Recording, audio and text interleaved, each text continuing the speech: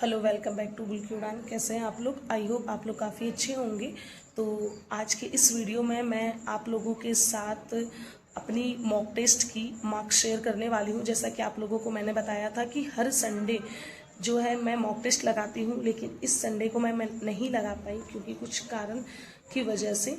ठीक है, तो मैं कल रात यानी 30 जुलाई को मैंने मॉक टेस्ट लगाया था और मेरे मॉक टेस्ट में अब जाकर मार्क्स कितने बन रहे हैं तो वो मैं आपको बताने वाली हूँ। और प्लीज़ हाँ, ये मत कहिए कि मॉक टेस्ट से कुछ नहीं होता है। मॉक टेस्ट से बहुत फ़ायदा होता है। आपको ये समझ में आता है कि आप कितनी ज़मीन में हैं, कितने पानी में हैं, कितनी आपकी प्रिपरेशन हुई है, कितनी प्रिपरेशन करना बाकी है। तो प्लीज़ मैं कहूँगी, अब टाइम नज़दीक आ रहा है तो आप 10 दिन पर या हफ्ते दिन पर एक फुल टेस्ट ज़रूर लगाएं। अगर हो सके तो आप सेक्शनल टेस्ट भी लगा सकते हैं। ओके, तो चलिए मैं आपको अपने मॉक के बारे में बताती हूँ, कितने मार्क्स आए हैं किस किस सेक्शन में।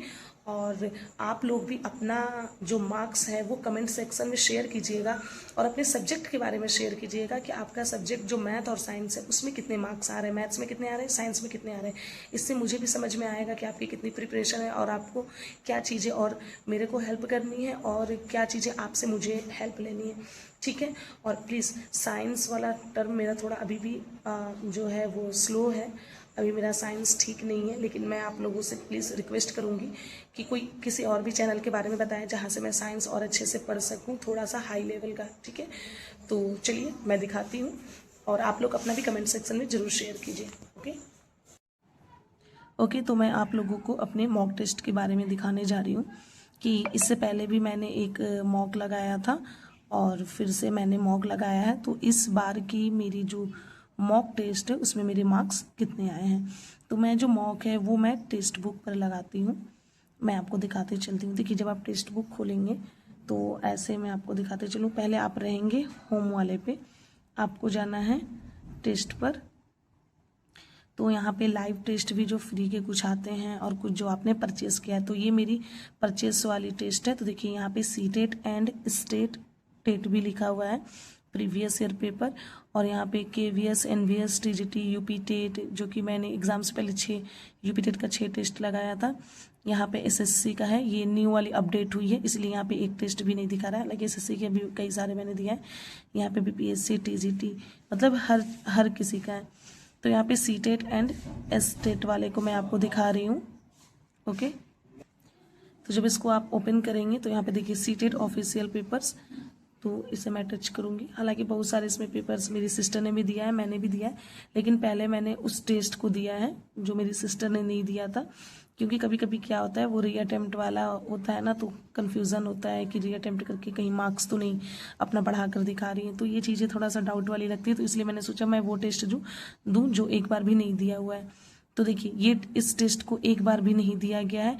ये मैंने दिया है 30 जुलाई यानी कल शाम को मैंने ये टेस्ट लगाया था और इसमें मेरे मार्क्स कितने बन रहे हैं, 103 नंबर है। इससे पहले जो मेरा मार्क्स बना था वो 93 बना था और अभी जो मार्क्स बना है वो 103, यानी 10 नंबर मेरे बढ़े हैं। क्योंकि अभी 10 नंबर बढ़ने का रीज़न ये है कि साइंस पेडागोजी जो साइंस की थोड़ी चीज़ें मैं पढ़ रही हूँ और साइंस पेडागोजी भी मैंने पढ़ा है। अभी मैथ्स पेडागोजी मैंने नहीं पढ़ा है। हिंदी और हिंदी पेडागोजी अभी मैंने नहीं पढ़ा। मैंने क्या क्या कंप्लीट किया पहले वो मैं बताती चलूँ आपको। मैंने अभी CDP लगभग कंप्लीट है, 6 से 7 वीडियो बाकी है।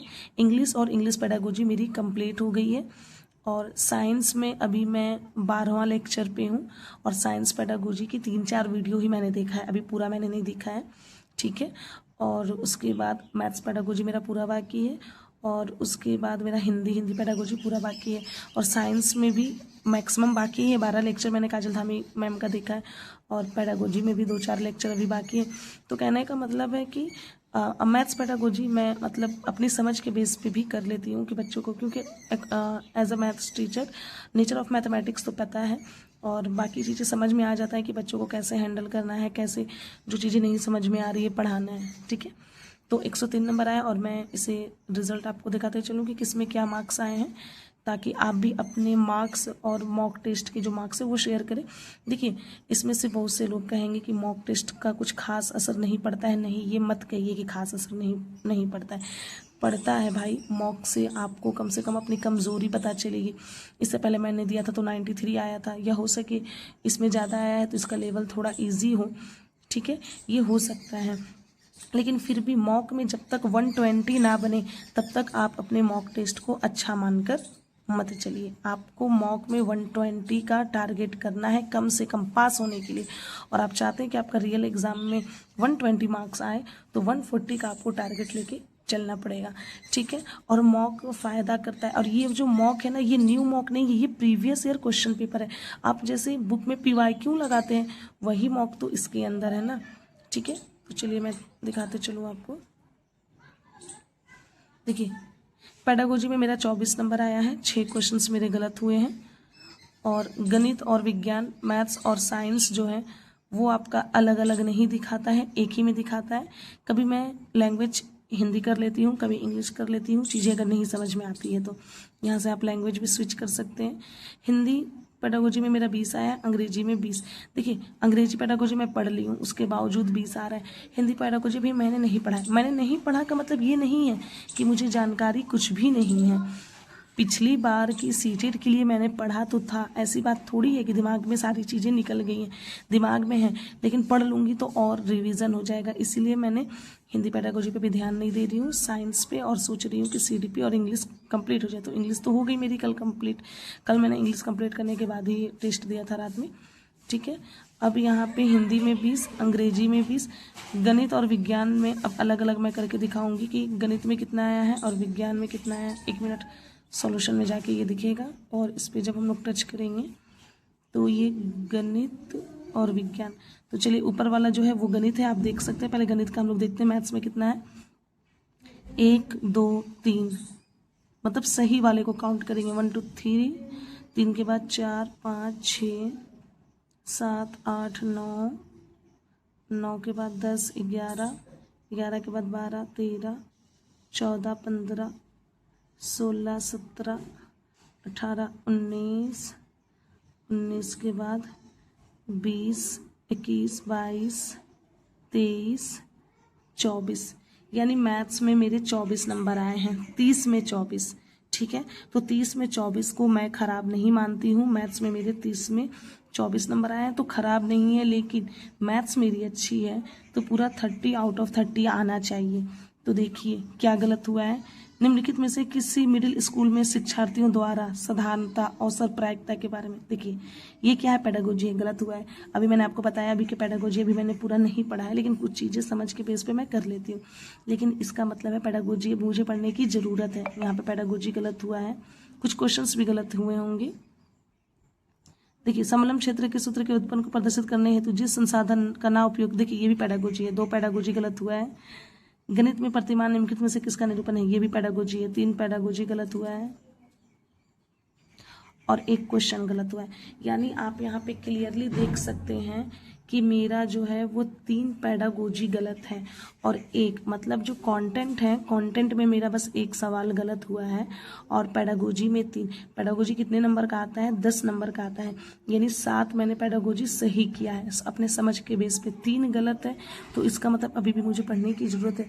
मतलब मैथ्स की कंटेंट मेरी ठीक है, 1 गलत हुई है तो मेरा आउट ऑफ 30 आना चाहिए, लेकिन ज़रूरी नहीं है। ये मत कभी एग्जाम में सोचिएगा कि आपका मैथ्स एकदम सही है तो आउट ऑफ 30 आए, 24-25 भी आता है तो आपका ठीक है, लेकिन आ जाए तो अच्छा है। ठीक है, तो ये तो 24 तो इसमें हो गया, 24 इसमें हो गया, तो साइंस में 15 होगा, तभी तो 39 होगा।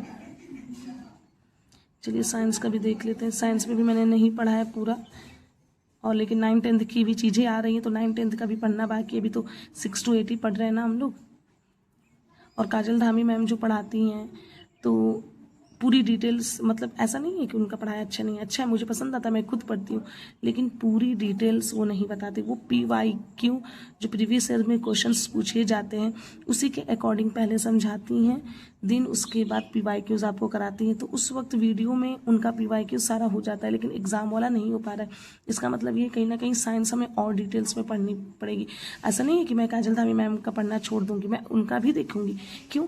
क्योंकि सीटेट में most of the question PYQ से ही रिलेटेड है, इसलिए मैं उनका वीडियो देख रही हूँ कि जो मोस्ट रिपीटेड क्वेश्चन है वो उनसे पढ़ने के बाद आ जाए, लेकिन डिटेल्स भी और अच्छे से पढ़नी होगी अच्छे मार्क्स लाने के लिए। हालांकि 90 में तो पास है। देखिए साइंस का 31 से स्टार्ट है। साइंस 1 2 3 4 5 6 7 8, 9, 10, 11, 12, 13, 14, 15। मैंने बताया ना 15 और 24 कितने होते हैं? 39।